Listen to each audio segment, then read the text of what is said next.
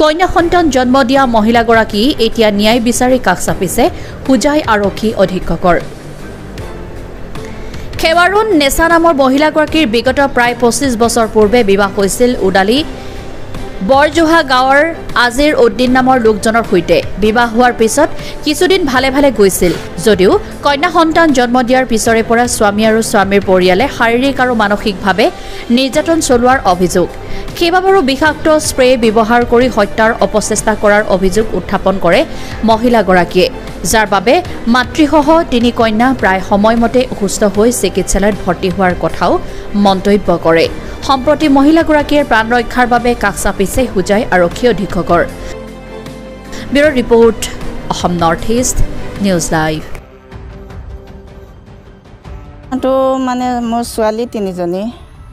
ছোৱালী 3জনী হোৱাৰ কাৰণে মোৰ ওপৰত 2 নম্বৰ ছোৱালী জন্মৰ পিছৰ পৰা মোৰ ওপৰত অত্যাচাৰ চলি আছে, মোৰ ওপৰত প্লাছ ছোৱালীৰ ওপৰত, 2জনীৰ ওপৰত। এনেকুৱা কৰি কৰি ৰাতি উঠি মাৰপিট কৰে, ছোৱালীক মাৰে, ঠেকেচা মাৰে, মুখত টিপা মাৰি ধৰে, গলাত ধৰে, এনেকুৱা মাৰি মাৰি এনেকুৱা ছোৱালী হেৰি কৰি মই ডাঙৰ কৰিলোঁ। বহুত কষ্টৰ বিনিময়ত খোৱা বোৱা এইবিলাক সকলো ফালৰ পৰা মোক যন্ত্ৰণা দি গৈছে, মাৰপিট কৰি। তেতিয়া 2জনী আছিল, 2জনীৰ পিছত 2012 চনত ছোৱালী 3 নম্বৰ ছোৱালী ছাদিয়া পাৰভেজৰ জন্ম হয়। জন্মৰ পাছৰ পৰা এনেকুৱা অত্যাচাৰ বাঢ়িছে যে পাছত আমাক প্ৰাণে মাৰাৰ হত্যাৰ কাৰণে প্ৰচেষ্টা চলাই যায়। হাজবেণ্ড আৰু হাজবেণ্ডৰ পৰিয়ালে সকলোৱে মিলি পেলাই হয় হিংসাত্মক, আৰু পাছত গৈ এইটো এনেকুৱা হিংসা বাঢ়িছে যে ছোৱালীকেইজনীক প্ৰাণে হত্যাৰ প্ৰচেষ্টা চলাই গৈছে।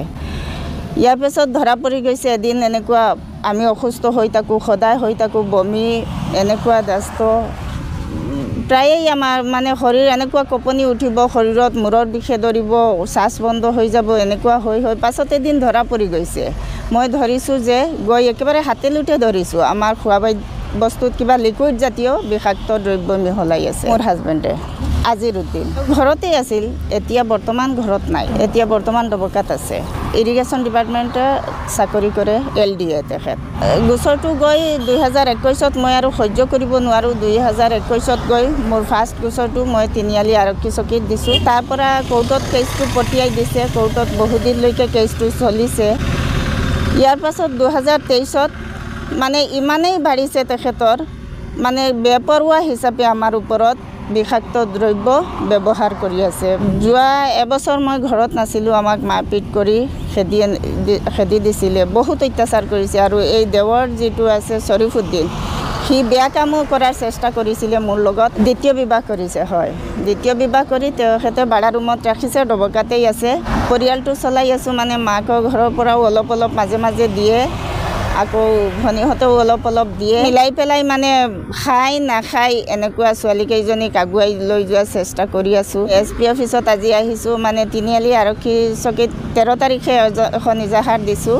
SP ছাৰে বহুতখিনি গুৰুত্ব দিছে, তেওঁ গুৰুত্ব সহকাৰে শুনিছে কথাখিনি আৰু তদন্ত কৰিব বুলি আমাক আশ্বাস এটা দিছে। মই ন্যায় বিচাৰোঁ। আমি শাৰীৰিকভাৱে বহুত মানে আমি একেবাৰে আপাহিজৰ মতন হৈ গৈছোঁ। ছোৱালীজনীৰ চকু একেবাৰে বৰবাদ কৰি দিছে, সৰু ছোৱালীজনীৰ চকুৱেদি তেজ ওলায়, এইজনীৰ গলাত বেমাৰ আছে, বহুত মানে শাৰীৰিকভাৱে আমি বহুতখিনি যন্ত্ৰণাত আছোঁ। ময়ো তেনেকুৱা, আমাৰ মেডিকেলো ৰিপৰ্ট আছে। অসমৰ মুখ্যমন্ত্ৰী ডাঙৰীয়া, DGP মহোদয়, DC মহোদয়, SP মহোদয়, ভাৰতৰ প্ৰধানমন্ত্ৰী মহোদয়, সকলোকে মই হাত জোৰ কৰি বিনতি কৰিছোঁ, আমাক এইখিনি উপযুক্ত তদন্ত সহকাৰে আমাৰ পৰীক্ষামূলকভাৱে এইখিনি আমাক ন্যায় দিয়ক, নহ'লে আমি অন কেমেৰাত আমি এতিয়া ছুইচাইড কৰিম, আমাৰ আৰু সহ্য নহয়।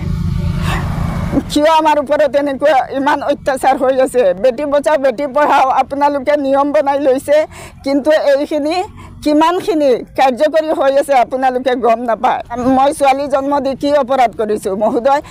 এইটো মই 1 ফুটা ৰক্ত টকালৈকে মই মোৰ ছোৱালীৰ কাৰণে মই যুঁজ কৰি যাম। মোৰ নাম খেৱাৰুন নেছা।